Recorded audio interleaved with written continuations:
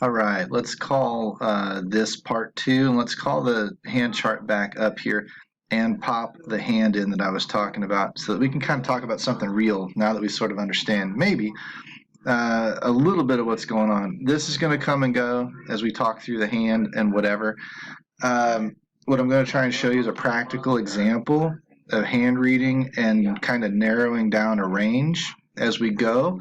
So let's just assume we don't really have any reads on this guy. That's never a good thing. When I go to the casino, I'm always, if I put out any kind of a hand history for anyone's analysis, I'm always trying to tell you what I think about the player, right or wrong. I mean, I don't know 100% about anybody, but the longer I play with somebody, the more I get at least some initial reads on people. That's another area of my game I've done a lot of work on, and it's probably a little sidebar here because it would also behoove a lot of people to start thinking about things like player profiling.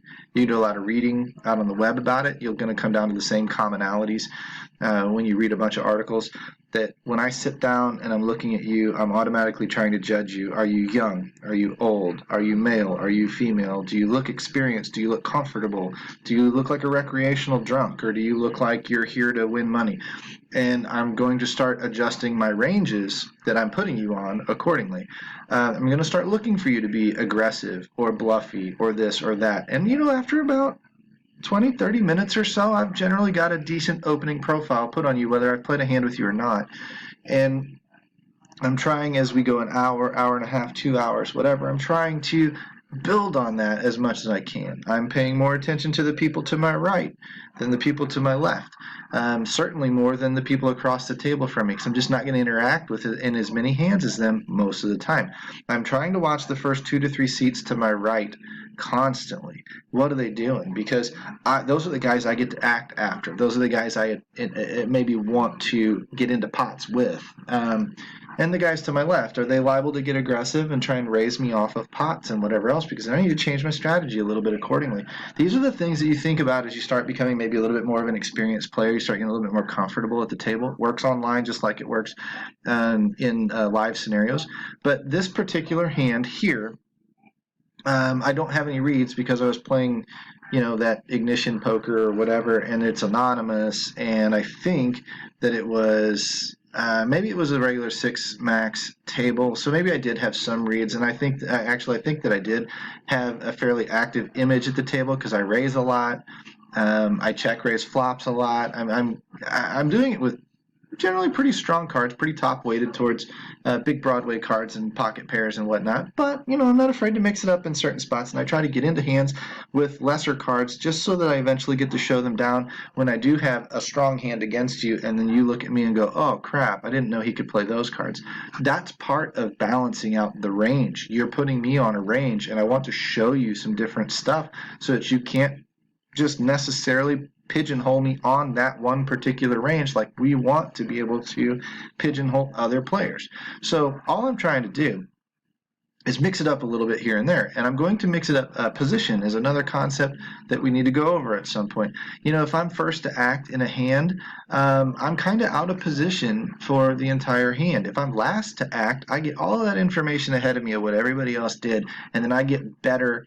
I can make better judgments or better decisions going forward. So I try to play as many hands as I can in position. But when I'm in position, closer to the button, the button, the next seat to the button is called the cutoff. The next seat after that is called the hijack. If you don't know those terms, I'm trying to play most of my hands from there, and I play the trashier cards from there. Right? When I'm playing up front, the very first guy to act after the big blind is called under the gun. The next guy can be called under the gun 1 or early position or whatever you want to call it. But I'm generally not playing as many cards from that spot as I am from later, closer to the button, because I'm out of position for the hand. I'm always acting first. It's always on me to go first. And that puts me at a disadvantage because you get to see what I do first, and you get to act accordingly. If I start chickening out in a hand, you'll pick up on it. If I keep betting and betting and betting, you'll pick up on it. So I want to make sure that the hands that I play are typically strong enough hands that when they do hit a flop, they hit it hard enough that I can continue betting and just continue going for value and hope that you have a little bit less than me. But later in hands, when I'm it folds all the way around to me, and I'm in, say, the cutoff like I am here. That's what CO stands for. Then I'm looking to maybe even steal the blinds. Those blinds are being forced to call a raise because I don't limp into pots very often. I don't just kind of call that opening bet. I'm coming in for a raise. And I'm coming in for a raise, A, to put pressure on you, B, to pretend like I've got big cards when I don't, and C, to continue the action on the flop and beyond as my story unfolds, because I want to have the control. I want to have the power. I want to have the initiative and the momentum in the hand, because that's going to force you to make bad decisions. It's going to put pressure on you, and it's going to force you to make bad decisions, which is going to win me money. So all I'm trying to do is open up that range, come in for a raise. You don't know what I have. Do I have junk or do I have a monster? You don't know that yet. You have to respect both possibilities. And then you have to call a raise accordingly, knowing that I may screw myself or I may catch him bluffing. And you don't know which. And if I continue to sell my story correctly, I'm going to make your life a living hell. And so generally, if you're a more passive opponent, you're going to give up more often. If you're an aggressive opponent, you're going to get too bluffy, whatever. It just puts me in a good driver's seat when I can recognize what you're doing and then get one step ahead of you and then start taking your money. But let's just say that this is the standard range that the villain would maybe call with out of the small blind, probably a little bit more. I'm the hero. I'm the cutoff. So let's narrow this range down. Let's talk about my range first.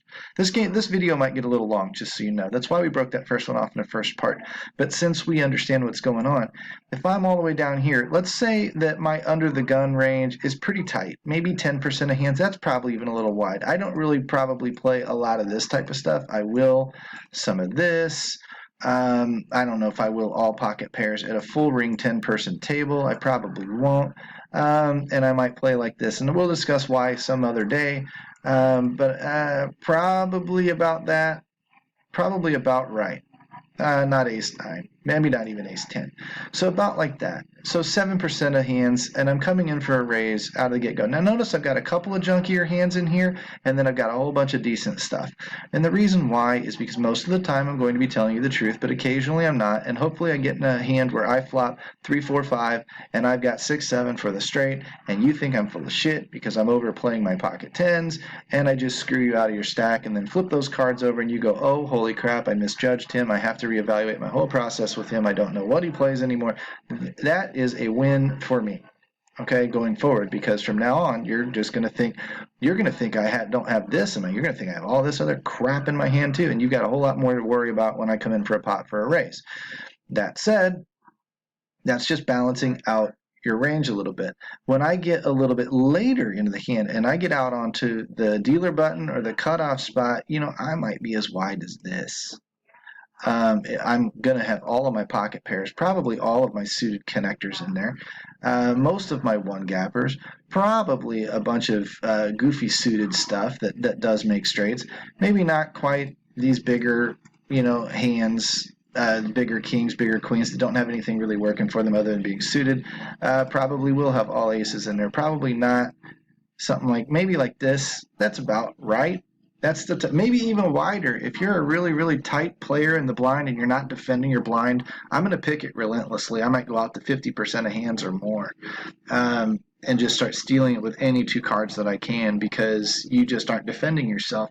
That's just another way that poker players exploit poker players. But if you are defending it, then I'm going to tighten this range up a little bit and not come in with as much bullshit because I don't want to get caught and have to over-defend myself with weak cards.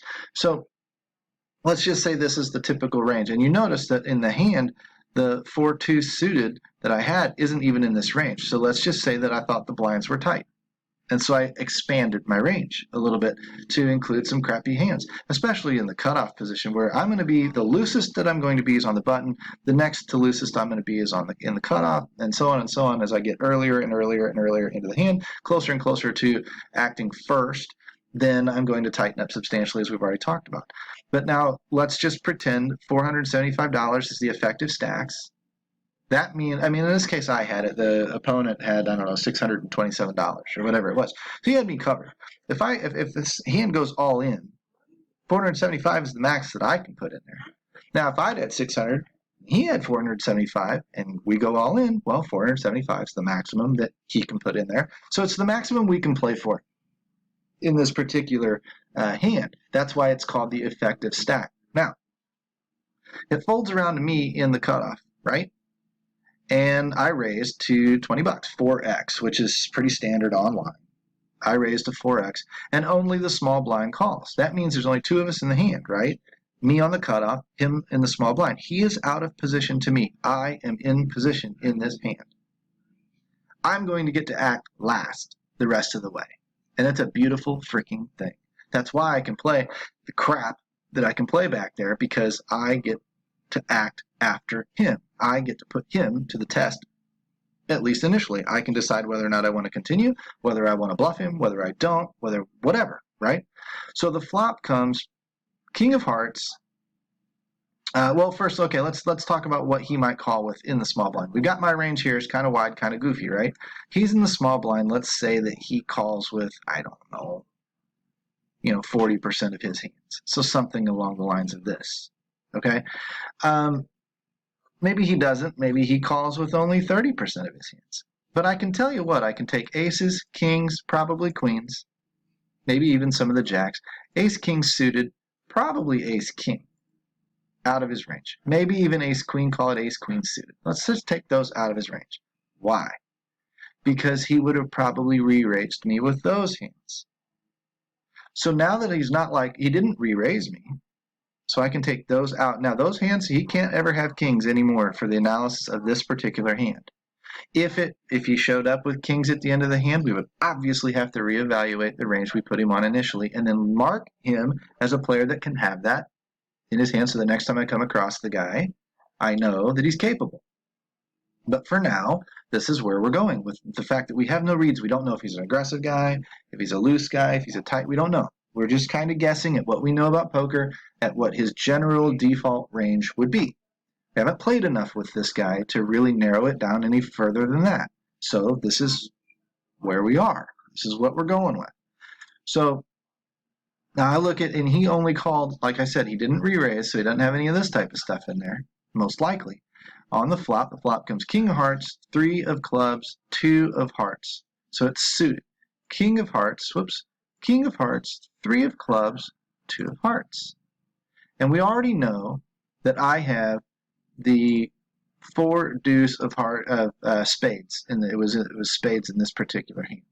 So we can put over here on the dead cards, deuce 4 of spades. These are my cards. These shaded out cards are the cards that are up here on the board on the flop. King of hearts, 2 of hearts, 3 of clubs. Okay, so now we can see how my hand is doing against his range of hands, not his specific holding. We'll find out as the hand goes on. We'll start narrowing it down, and then that will change that equity in that hand as to whether or not I'm ahead or behind, whether I'm the favorite or not. Right now, I'm the favorite in this spot. I flopped a pair. It's hard to flop a pair in poker, so even a weak pair sometimes is okay. But look at what this does to my range. Look at the range that I could have on that in that cutoff spot. I could be stealing the blinds. I could be very, very wide. I could have aces. I could have kings. I could have ace king. I could have queens. I could have 6, 7 suited. I could have 6, 7 of hearts. I could have 4, 5 of hearts for the open-ended straight flush type draw. I could have ace 3 of hearts and have a flush draw and the middle pair with an overcard kicker. I could have a whole wide open baloney of bullshit, and I don't know what you have just yet. That's why I'm leaving this up here. I know that you probably don't have a set of kings. I know that you probably don't have pocket aces. I know that you probably don't even have ace king. But you could have a king in here somewhere, right? Could it be suited to clubs, not to hearts, because the king of hearts is out there. So you might have something like, queen jack of hearts, queen 9 of hearts, 9, 7 of hearts, right? You might even have 4 or 5 of hearts if you're loose enough. So I have to respect that in your range. Now what I'm going to do is I'm going to bet this flop when it checks to me. When it checks, what would you have bet with? If you had hit this board hard, would you have checked king, queen? Maybe, because I tried to steal the blinds. You may try to check to me, let me bluff my bet when you have the better hand, and then you just call me. So really and truly, just because you checked doesn't mean that I can narrow any of this down yet, right? You may be just enticing me to bet as a bluff. And I mean, I'm going to do it with my pocket kings sometimes, but I'm also going to do it with something stupid like Jack 7 of diamonds that doesn't have any interaction with this board at all. And you might pick up a bet out of me that way. So knowing that about poker, you probably checked to me to induce me to at least continuation bet. But I'm going to continuation bet with bottom pair because, first of all, I can improve. Second of all, you might have missed this completely and fold. There's a whole bunch of reasons. So this is pretty standard so far. This is just like opening sequences in a game of chess where I move this pawn, I move this pawn, then I move my bishop out or whatever. It's very, very similar. This is just the standard. I just asked the lady to dance. She said yes. They're playing a good song, and we took our first 3 steps. That everything leading up to that is pretty damned regular. It's what do we do after that that starts telling the story of the dance, right? So that's what we're getting ready to do here. So going back into the hand, I bet 25 bucks. I might have bet, $50. With more, I might have bet $15. With less, maybe that tells you something, maybe it doesn't. But we're looking at this flop and me trying to tell you a story that I like what happened. And then you call, which tells me you like what happened. Now we can actually go into what did you call with? Well, did you call with 10-9 offsuit? Probably not, right? So I can cut that out of there. Jack 9 off, I can cut that out of there. Jack 10, cut that out of there. Queen 9, cut that out. Queen 10, cut that out. Queen Jack, cut that out. You're not going to call me with Queen Jack offsuit, most likely, because you think I'm just full of shit. You don't have much. You might call me with some aces for ace high and hope I'm bluffing. You would definitely call me with kings, right? King, queen, probably would not raise me, go for a check raise there. It's probably overplaying your hand a little bit. King, queen suited with clubs, you might, but probably not. Ace, jack, you might check raise me with that with hearts. You might, I don't know if you would call me with the other stuff, but let's just assume that with the aces, you're going to at least call me. But I can take some of the hands out of there in a little while that you probably would have check raised me with. King 3, you probably raised me with king 3. That's 2 pair. I can get rid of that. King 5, King 6, King 7, King 8, King 9, King 10. Probably not. Probably just calling my bet. Queen 10, you're probably just calling my bet of hearts. So what I can do is I can come down here to the suit selection and I can open up hearts and I can say, you're going to call me with Queen Jack through Queen 6 of hearts. You're going to call me with Jack 10 through Jack. Any of these that are hearts, you're going to call me with those, right? I think that's pretty much a no-brainer. These aces of hearts for sure. Can't call me with ace deuce of hearts. It's not possible. Ace 3 of hearts is. So you're probably not going to call me enough. I apply that selection there. Hopefully we won't see how only the hearts shows up there. Only the heart shows up there. I can get rid of ace deuce. If I turn the suit selection off here, I can get rid of that. King 4 suited, whatever. If you're calling me with King 4 suited, you're probably calling me with King. You're probably giving me at least one with King 4. Queen 6, like I said, okay. So we got it about right. Jacks, you'll probably call me with 10s, 9s, 8s, 7s. You'll probably call me with all of those at least one street. 6s, 5s, 4s. You will not probably do it with pocket 3s because you probably would have check raised me. So I don't think you have a set of 3s. Don't think you have a set of 2s. Ace 5 offsuit is junk. I know it's drawing at an inside straight, but you're probably not going to handle a whole lot of pressure with that. You might take one shot at it. You definitely would have got ace 5 of hearts. You probably wouldn't here. You probably folded that. But I'll go ahead and get rid of ace 7, ace 8, ace 9, ace 10, and we'll kind of mess a little bit with those. But we'll assume that this is your range after that one bet, and then you call. So now what we'll do is we'll lock that in here, and that's all you can have. 168 combinations we're down to, about 14% of your starting hands we're down to, and I only have a 27, but if you call, I only have a 27% equity in this hand, which means that I'm going to win it 27% of the time versus this range of hands that called me. Okay, so all we're going to be able to do is reevaluate as we go, but all we know is that you checked, I bet, you called. And you calling didn't do me any favors. I wouldn't have minded if you'd have folded. So now I'm going to come in here. I'm going to look at the next street. There's 95 bucks in the pot. The turn was the 7 of spades. There's your turn card, okay? And you checked me again. Now, If you'd have had king seven, you'd have probably led into me or check raised me or something, right? Pocket sevens are there. You'd have probably check raised me with those to get more money into the pot, right? But you check, I check. I don't know. I didn't bet, so I didn't give you the chance to check raise me. The reason that I did this was twofold. Number one, I'm wanting to keep the pot pretty small. I don't want to try and blow you off the pot. The minute you called that initial flop bet, I knew you had something that you kind of liked. This seven of spades really didn't change much. If it put another heart out there, it could have been a scary card. If it paired my deuce, then of course I've got trip deuces. If it gave me a four, I've got two pair. If it, it was pairing the king, then I can maybe scare you with the king and bluff at it. Whatever, an ace, maybe I can bet at the eight. There are cards coming that I can continue my aggression, even though it's turning into a bluff now. I can continue my story of betting that I like my cards and sell you a different story than I actually have. Or there are cards that can come that actually make my story better, because you might not believe me when the two pairs. You might not think, oh, he's got trip twos. You may think, oh, he's got pocket sixes and he's just trying to, scare me. So there's a whole lot of different things that we're telling. Again, we're telling the story. We're starting to unfold this dance as we go. But knowing what card comes next, how scary is it? Is it a card worth betting a second time to try and bluff you out? Or is it a card worth betting a second time to try and get value out of you, to try and get money out of you? The answer was no in either case, because you called my flop bet. Probably not great for me that you called my flop bet with my pair of deuces. Given the range of hands that we just showed that you could have had, I'm not giving you the chance to check raise me, because then I have to fold. Because I don't have anything going right now, really, except bottom pair. And you could easily bluff me with hearts or, something that you decided I was full of shit with. So that card wasn't scary enough to continue selling my story. So it's just best that when you check that I check it back, I reevaluate. Now I'm waiting for certain river cards. When certain river cards come out, I can continue my story again. Now here, would I have bet my king if the king paired, or if I had a king and it didn't pair, would I have bet ace king, king queen, king? Probably would have bet it a second time. So me checking tells you I probably don't have a king, and I have to be aware of that too. But again, I'm trying to narrow your range down in this particular hand. So when the turn goes check, check, still 95 bucks on the river. River comes out king of spades. Right? So now our board is king, 3, deuce, 7, king, no flush, no straight, no nothing. You either got a king or you don't. My hand here is not very good against your range. Okay?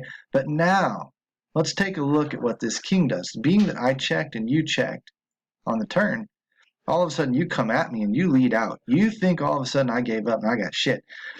You lead out with what? $41, half the pot almost. Well, let's go looking at what you would have let out with. First of all, you would have let out with anything you thought could win the hand. That's not your ace jack of hearts. That's gone, right? Ace 10 of spades, ace 10, whatever. I mean, that's probably not in there, I'm guessing, right? Ace 9. I mean, you might have tried to throw that bluff at me with some of this stuff and been like, oh man, I can scare you off of that with that paired king. So let's keep a little bit of it in there just for shits and grins. The 7 you may or may not have fired at me. You probably would not have bet at me. You probably would have checked, hoped I bluffed, and then called with that hand that is a little bit weaker. It has what we call showdown value. So you probably would not have done it with that. You might have done it with ace 6. I'm going to take the ace 5s, the ace 4s, ace 3s out of there, because you probably would have checked and called with that one too, because again, you're hoping that I bluff and you pick me off. Any of your kings you definitely would have led with.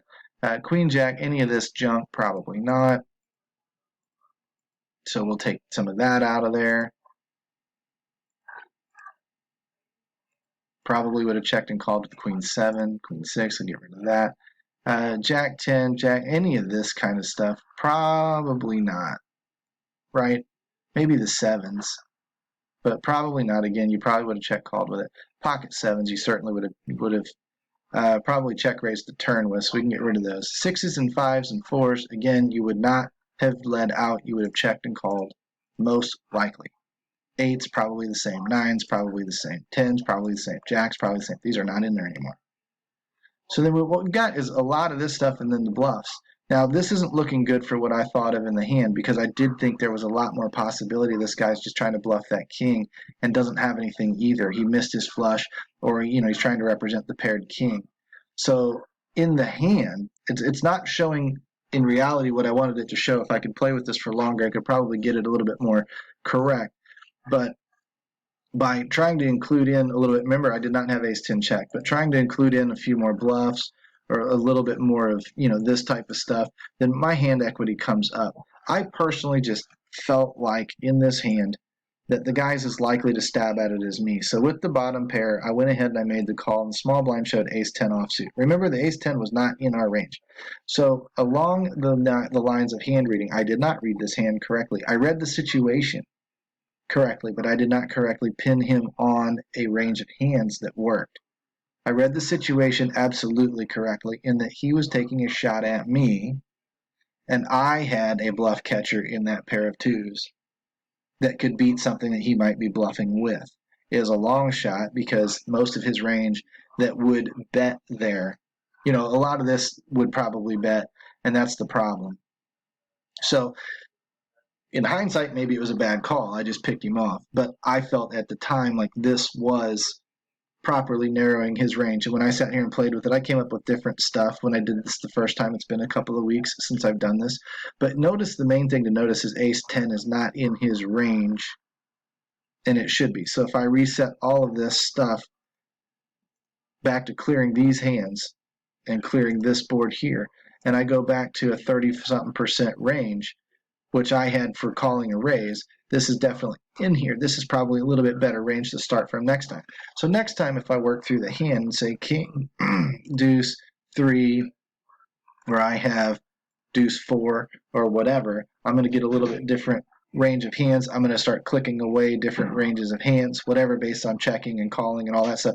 And I'm going to work through this hand again until I get something that properly narrows it down towards his range, towards what he might have. But I'm going to take a note on this guy. If he was a live player, I would remember that particular guy, the hat that he wore, or what his face looked like, or whatever, the best that I could. And next time I get into the situation and I raise from late position and he calls from the blind, I can establish the fact that ace-10 offsuit is in his range, because that's what happened last time we were there. And that's how I start modifying my range for that particular player. The better I can assess these ranges, and like I said, didn't do it right this first time. I got the situation right, but not the range. But the better I can assess the villain's range, the more I can narrow it down as we go, the more accurate I can get it, the more I am making the correct decisions, the more I am playing more or less optimally, knowing what I hold, knowing what you hold, and betting accordingly. Because every time let's pretend that there's a fundamental theorem of poker. If we were playing our hands face up, mine and yours, every time that I'm ahead, I should be putting money into the pot. And every time I'm behind, I should be folding. It's just that simple. So by the fundamental theorem of poker, the closer I can get your range to exactly what it is that you have, the more correctly I can play poker in terms of I will put money in the pot when I'm ahead, and I will avoid putting money in the pot when I'm behind. And that is as simple as anybody can ever put it in terms of how to play it correctly. But you don't get to see my cards because I'm not going to show them to you.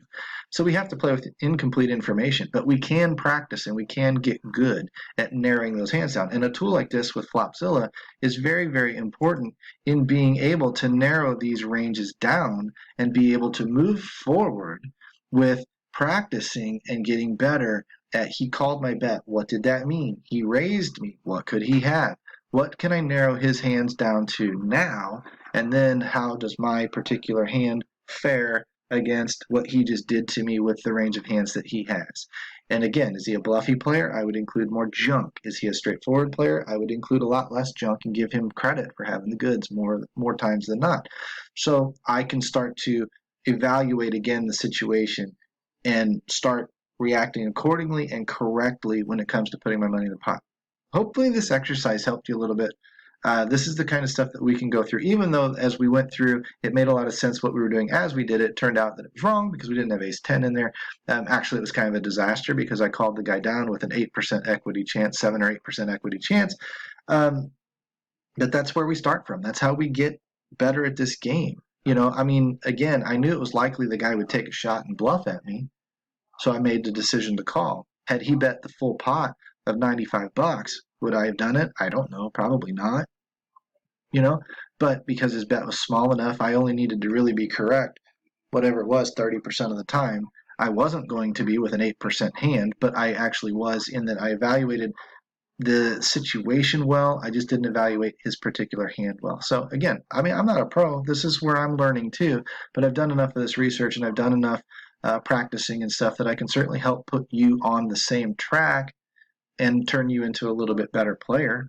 And that's why we're talking poker inside DFS Army right now. So anyway, hopefully you guys appreciate it. Hopefully it helped out. I know it's 30 minutes. I told you it was going to be long. Hopefully you stuck it out. Like and subscribe to the video if you did like it. And we'll talk to you again here in the next couple of days.